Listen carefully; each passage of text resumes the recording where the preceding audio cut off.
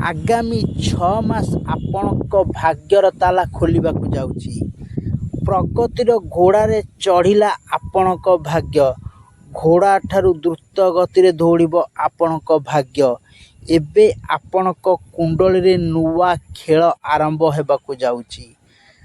तुला राशि व्यक्ति विशेष माने जानी रखंतु आगामी 6 मास आपण जहाकु छुईबे ताहा सुना होई जिवो। हाँ दर्शक बंधु, 1 जुलाई ठारू डिसेम्बर 30 पर्यंत आपणक भाग्यर ताला खोलिबाकु जाउची। आपण जहा चाहिबे ताहा करि परिबे। आपणक हुकूमत राज करिबे एही राशि मानक उपरे। तो नमस्कार दर्शक बंधु, जय जगन्नाथ। आउ एक नुआ वीडियो को आपण मानक स्वागत। तो दर्शक बंधु, जो मानकर तुला राशि से माने जानी रखंतु ए वीडियो को देखिले मात्रे सबु किछि जानी परिबे। आपणकर आगामी 6 मास कौन रहिबो, आपणक स्वास्थ्य, आपणक कर्ममय जीवन, आपणक लाइफ लाइन, आपणक लव लाइन कौन सबु रहुची। आगामी 6 मास केमिति कटिबो, मास अनुसार आपन को फल मिलिबो। आपण जदि नुआ किछि आरंभ करिबाकु जाउचंती ताहले आपणक पई जुलाई मास ठारू डिसेम्बर मास पर्यंत सुवर्ण सुजोग रहिबो। आपण जहा चाहिबे ताहा करि परिबे। तो दर्शक बंधु, एही मास ठारू आपणक कर्मर भाग्यर ताला खोलिबाकु मध्य जाउची, जहा आपणक पईका बहुत शुभ अटे। एही दिन मानकरे आपण कौन करिवे, आपणकर शुभ मुहूर्त, भाग्यशाली रंग, भाग्यशाली अंक, भाग्यशाली दिन ओ केउ रत्न पिंधिले आपणकर सबु स्वप्न पूरण हबो। अनेक दिनरु आपण जो स्वप्न देखि सब आसुचंती ताहा आपणकर पूर्ण हबाकु जाउची। दर्शक बंधु, जे मानकर तुला राशि सेई माने ए वीडियो को शेष रु मूल शेष पर्यंत देखंतु। तो अधारू देखिले किछि भी बुझी परिबेनी, किछि भी जानी परिबे नै। संपूर्ण वीडियो देखिले ही आपण जानी परिबे। तो मास अनुसार जुलाई मास केमिति रहिबो, जुलाई 1 ठारू 31 पर्यंत कौन रहिबो। आपण नूतन कार्य आरंभ करि परिबे। कार्य आरंभ करिया पई ए होची शुभ समय, भल समय।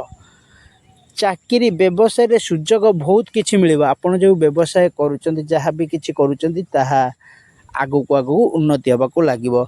जदि आपण चाकरी कोठी पेंका अप्लाई करूचंती ताहा आपणक पेंका मते बहुत भल समय आसीछि।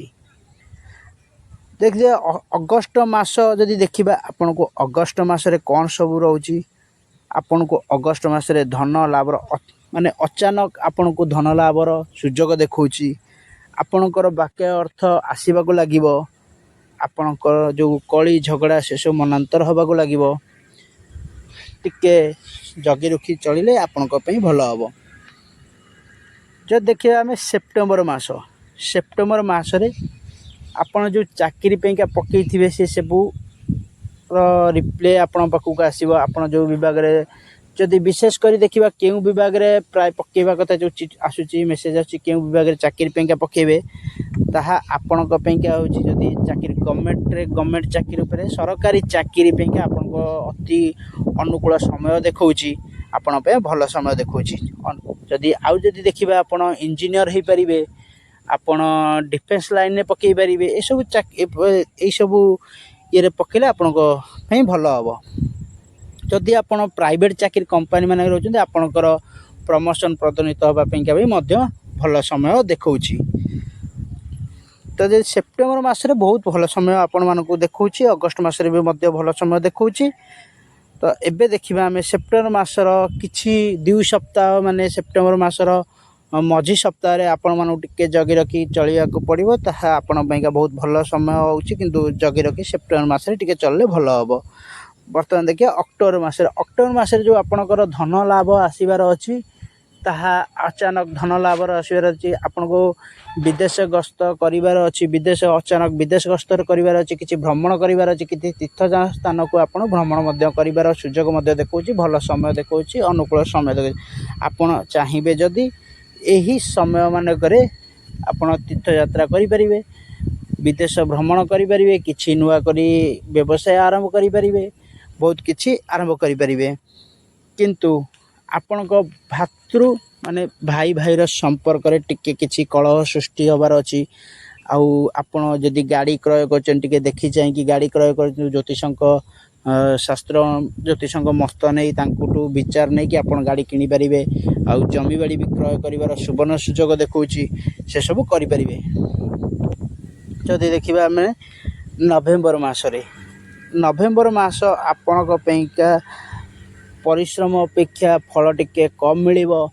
ଆଉ ଆପଣ ଅଧିକ ପରିଶ୍ରମ କରିଥିବେ, ଗୋଟେ ଜାଗାରେ ଆପଣ ପରିଶ୍ରମ ଅଧିକ କିନ୍ତୁ ବୃଥା ଯିବ ପରିଶ୍ରମ, କିଛି ସେଥିରୁ ଫଳ ମିଳିବ ନାହିଁ। ଆଉ ବ୍ୟବସାୟ ଯଦି ସେଇ ମାସରେ କିଛି ଟିକେ କ୍ଷତି ଦେଖାଏ, କିନ୍ତୁ ପ୍ରଗତିର ଘୋଡ଼ା ଆପଣଙ୍କ ସୁବର୍ଣ୍ଣ ସୁଯୋଗ ଦେଖାଉଛି ବହୁତ କିଛି। ଡିସେମ୍ବର ମାସ, ଜୁଲାଇ ମାସ, ଅଗଷ୍ଟ ମାସ, ଏହି 3 ମାସ ଆପଣଙ୍କ ପାଇଁକା ବହୁତ ଭଲ ସମୟ ରହୁଛି। କିନ୍ତୁ ମିଶ୍ରିତ ଫଳ ଆପଣଙ୍କୁ ନଭେମ୍ବର ମାସରେ ପାଖାପାଖି ମିଶ୍ରିତ ଫଳ ଆପଣଙ୍କୁ ନଭେମ୍ବର ମାସରେ ମିଳିପାରିବ। ଯଦି ଦେଖିବା ଆମେ ଡିସେମ୍ବର ମାସରେ ମାନସିକ ଶାନ୍ତି ମିଳିବ ଆପଣମାନଙ୍କ ପିଲାମାନଙ୍କ ଭବିଷ୍ୟତ ନେଇ ଆପଣ ଯେଉଁ ଚିନ୍ତାରେ ଥିଲେ ତାହା ଦୂର ହେବ। ଆପଣଙ୍କ ପିଲାଙ୍କ ପାଇଁକା ଯେଉଁ ଭବିଷ୍ୟତ ଗଢ଼ୁଥିଲେ ତାହା ଆପଣଙ୍କ ଆସ୍ତେ ଆସ୍ତେ ବହୁତ ଭଲ ସମୟ ଆସିବ। ଆପଣଙ୍କ ପିଲା ଯେଉଁ କଥା ମାନୁନଥିଲେ ସେସବୁ ଦୂରେଇ ଯିବ ଆସ୍ତେ ଆସ୍ତେ, ସବୁ ଠିକ୍ଠାକ୍। ଆପଣଙ୍କ ଦାମ୍ପତ୍ୟମୟ ଜୀବନ ବହୁତ ସୁଖମୟରେ ଚାଲିବ। ଡିସେମ୍ବର ମାସରେ ଯାହା କିଛି ମନମାଳିନ ମନାନ୍ତର ହୋଇଥିଲା ତା ଆସ୍ତେ ଆସ୍ତେ ଦୂର ହେବ।